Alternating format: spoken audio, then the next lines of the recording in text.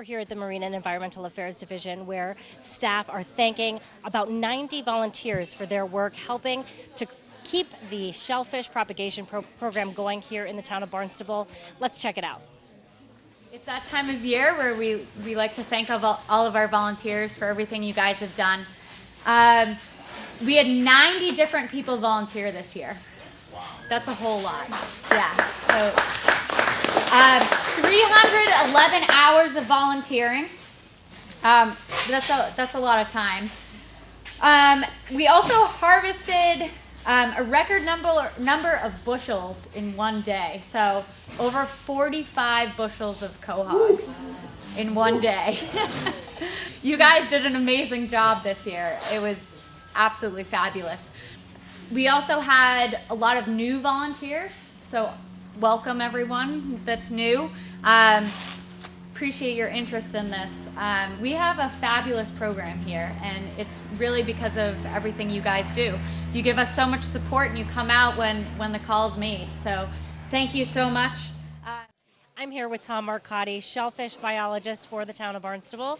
Thank you so much for chatting with us today. A big, exciting thank you to the volunteers who help make the town's shellfish program possible. First, let's talk about the shellfish program. How long have you been doing a recreational shellfishing program here in the town of Barnstable? Yeah, recreational and commercial too. I've been here since '93. So with Darcy Carley, she's now over in Concom, and she was nice to take me under her wing, and we used to go out and try to propagate quahogs, and not so much choices in the early days, but yeah, she was really into it, and I was her assistant.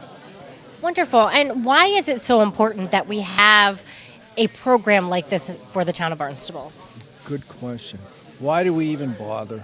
No, it's a tradition on Cape Cod, and as you can see here, everybody here lives this tradition, and right now, I mean, this is right up to speed. It's since day one.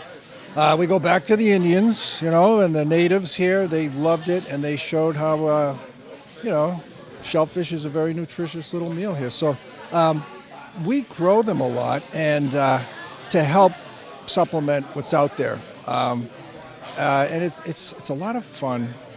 And what you know what I find that I do? If we can get people up out of their chair in the living room or at the mall, to come down to Scudder Lane, to come down to Bay Street, to come down to West Bay and see what's in their backyards. That, to me, is key. I just, myself, first time shellfishing this year, just got my permit. So I've gone a couple times. It's very exciting. And you're right, it is such an enjoyable experience. And it's really fun to get out there. So many people talk about, too, that shellfish really can be helpful and making sure those waterways stay clear, sort of remove some nitrogen loading in some waterways. So do you think that this program will help in those areas as well? Always has.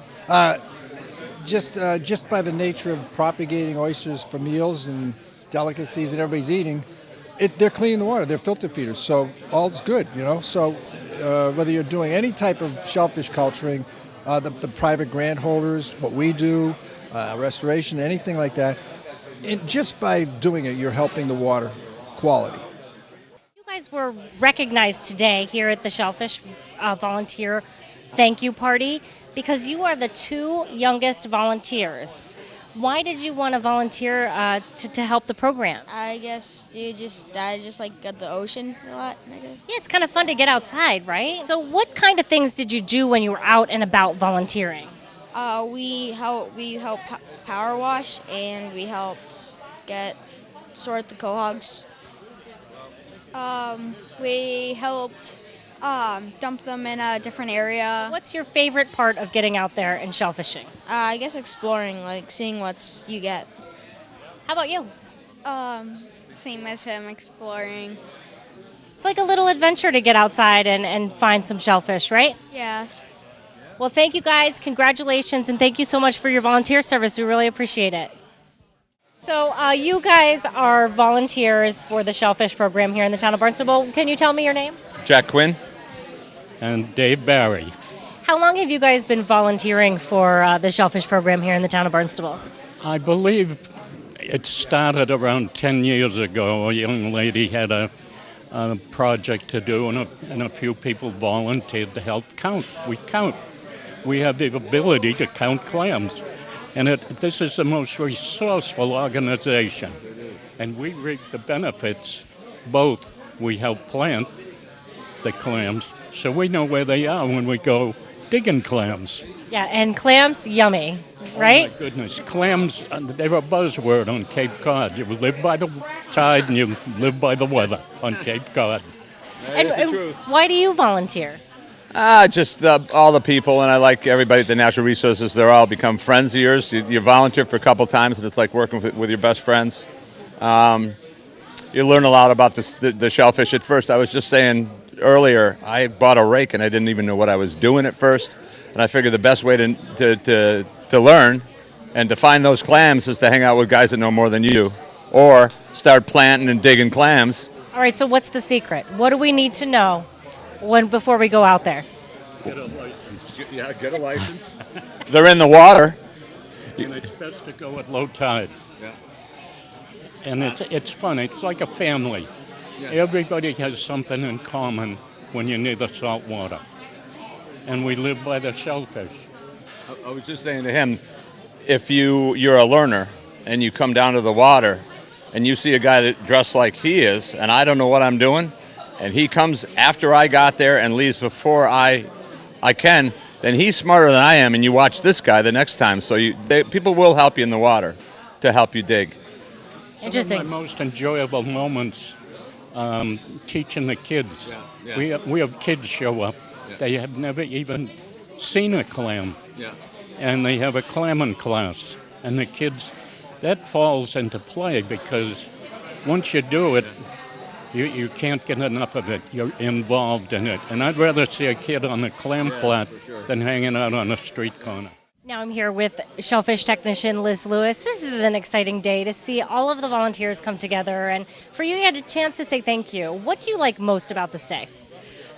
I really like just getting everyone together because, we have 90 volunteers that come every year, and this is a chance for all of them to talk to each other. We might only get a dozen at a time, but here we have a lot of people show up, and I just love seeing them. I mean, they're not in waders, we get to have a real conversation.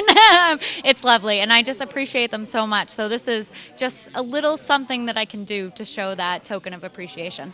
Yeah, a really, really amazing program you guys have here in the town of Barnstable. Why is it so important for us to have a shellfishing program here in Barnstable? It's really important. So many people, there's such a high demand for shellfishing. I call it oyster fever this time of year. People love quahogs.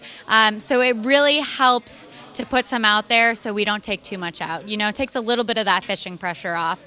So what we do here, we put out as much as we can in hopes that our wild populations stay at a good number too. What kind of numbers? Some of your volunteers are so passionate. They're so excited about it. They really love it. They have told me over and over how it builds community, and this really is so rewarding for them as well. Someone was telling me you actually planted 2,000 quahogs. Is that right? We planted almost 2 million. 2 million, yeah. It was about 1.8 million this year. And, that's what we put under nets, so 119 nets, so there's still a lot of work to be done. But that was a huge number compared to last year where we put about 400,000 under nets. It's go big or go home, And so why were you able to grow it so much this year? I mean, it must be, is it costly to the town, or is this just a natural progression? I think it's a natural progression. We do a lot of out-of-town contaminated relays. And this year, I wanted to do more homegrown stuff rather than getting everything from the Taunton River, which,